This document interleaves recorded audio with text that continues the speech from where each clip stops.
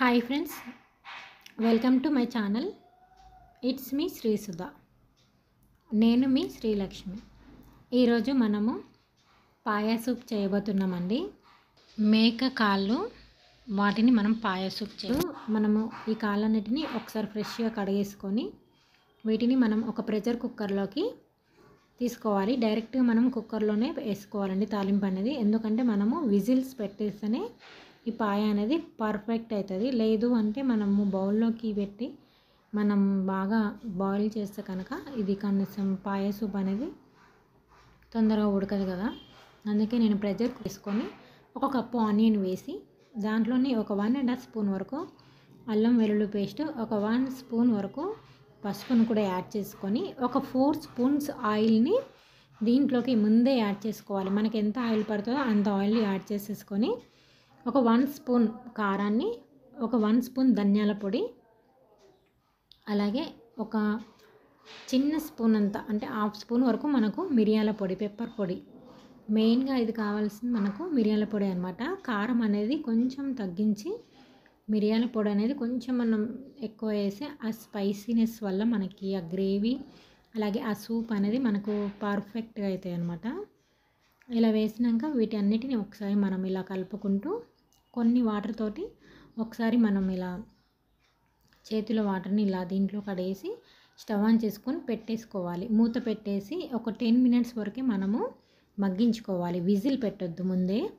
ఇలా మగ్గించిన తర్వాత దీన్ని ఒకసారి మళ్ళీ కలిపి వేసుకొని దీంట్లోకి ఇప్పుడు మనం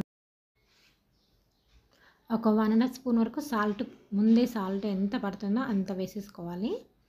సాల్ట్ వేసినాక కొంచెం మార్వాడి మెంతిని యాడ్ చేసుకొని అలాగే ఒక 1 స్పూన్ కొబ్బరి పొడిని, అలాగే కొంచెం కొత్తిమీర పుదీనాను కూడా సన్నగా తరిమేసుకొని దీంట్లోకి యాడ్ చేసుకోవాలి. దీన్ని ఒకసారి ఇలా కలిపేసుకొని మనం ఇప్పుడు దీంట్లోకి సరిపడినంత వాటర్ అంటే ఒక 4 గ్లాస్ వరకు వాటర్ పోసుకోవాలి.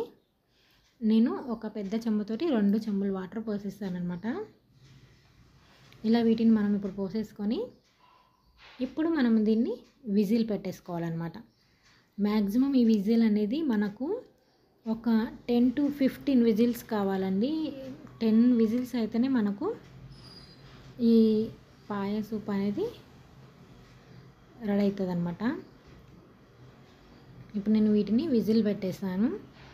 ఒక ఎన్ని విజిల్స్ అంటే ఒక 15 విజిల్స్ వచ్చాయన్నమాట. అంతవరకు ఉంచుకోవాలి. ఒకేసారి మనకి వాటర్ పోసేసుకొని అది మొత్తం ఒకేసారి ఉడికిపోతుంది, మళ్ళీ మళ్ళీ తీయకుండా అన్నట్టు. 10 దాటినాకన్నా తీసేసుకోవాలన్నమాట. ఇప్పుడు మనం విజిల్ అనేది అయిపోయిన అనేసి విజిల్ తీసేసాను. మొత్తం ఇలా విజిల్ మొత్తం తీసేసుకున్నాక ఒకసారి చూడండి మనకు మొత్తం ఎలా గ్రేవీ అనేది కూడా ఎలా అయిందో అనేది. ఇప్పుడు మనము ఇలా ఉడికింది కదా, ఇప్పుడు దీంట్లోకి మనము ఆల్మోస్ట్ ఇది ఉడికిపోయిందనేది మొత్తం మనకు పీసెస్ అనేది కూడా ఉడికిందా లేదని ఒకసారి చూసేసుకొని దీంట్లోకి ఫైనల్గా గరం మసాలా పౌడర్ అండి, వాటిని కూడా మనము ఒక 1 స్పూన్ వరకు యాడ్ చేసేసుకొని దీంట్లోకి కొంచెం కొత్తిమీరను కూడా వేసుకుంటే మనకు ఈ పాయ సూప్ అనేది